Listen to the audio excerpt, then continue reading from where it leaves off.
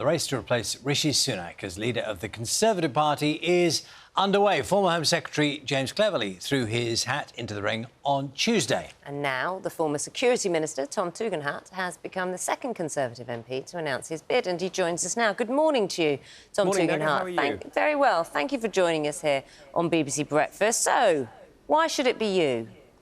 Well, look, I think we've seen over the last few weeks that this country has quite understandably lost trust with us because we failed to deliver.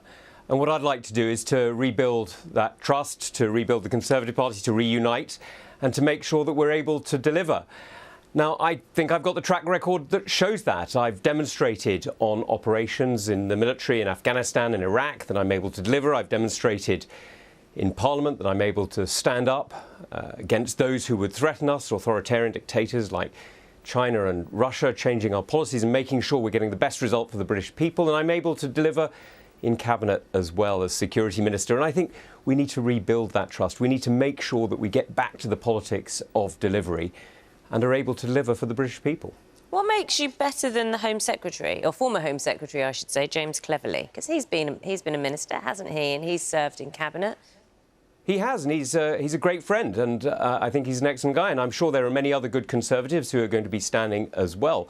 I'm going to be standing on my own record, and my record is one of delivery on military operations, it's on delivery in Parliament, standing up against authoritarian dictators, and also delivery in Cabinet, defending our great country, making sure that the security of the British people is put front and centre. And, you know, we've all got to stand on our record, and mine is one of delivery, and I hope very much that I'll be able to serve our great country. I love our country very much, and being able to serve our country is a great privilege. I've been able to do it in Parliament, in the military for the best part of 20 years, a little bit longer, and, you know, I hope to be able to do it more. We don't know how this leadership race will pan out. We know it will take a few months. You were in the leadership race in 2022, and I think you were knocked out in the third round of voting. You came fifth in that, and you prepared to go through that again? Was it a bruising experience? Look, politics is about service, and it's about offering yourself to serve your country, your party, and the great British people. And that's what I'm doing, because I fundamentally believe in service. I've spent most of my adult life in public service, either in the military or most recently in politics, and trying to get the best results for the British people. And, you know, we've seen what's happened when we've failed. We've seen what's happened over the last few years where we've failed to deliver, we've lost the trust of the British people, and what I want to do is to rebuild that trust. I want to regain the opportunity to speak to the British people about the issues that really fundamentally matter to all of us, about keeping us safe and making sure that we're able to prosper in this changing world. And I think there's an amazing future for the United Kingdom, and that's why I'm offering myself to serve and to lead the great Conservative Party that has been the natural party of government for many years, because it has been in tune with the British people, and that's what I'm going to do. There's an expectation that Kemi Badenoch will run. She ran last time, she beat you last time, didn't make leader, obviously. But what makes you think you can beat her this time? What has changed in the party, in your view, that means that you're confident enough to think you can beat someone like Kemi Badenoch? So Kemi's a great friend as well. She's also a very good Conservative, and I look forward to the debates. And she's been, you know, we've debated in private over many years, and I'm sure we'll debate in public. But so do you know she's putting her hat in the ring? I'm afraid I don't. You'll have to ask her that.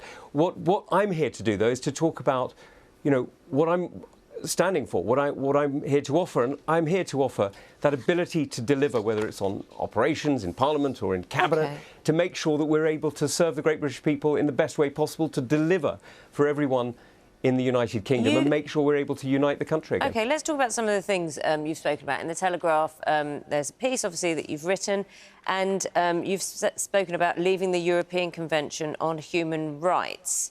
How can you sell that to the British public if you were to become leader of the Conservative Party? So what I've been very clear about is the reality that over the last few years we have failed to deliver. You know, it's not a secret to say that we failed to deliver on the migrant numbers, and we can see that time and time again. And we need to have every option on the table. And what I'm clear about is that this is about making sure the institutions that we're part of work for the British people. Now, there are many institutions that we're part of, some of which are recent, some of which are older. And we need to be absolutely clear that the ones that we are members of deliver for the British people, and where they don't, they can be reformed. Maybe we can derogate, as I've been calling for on the ECHR since 2013.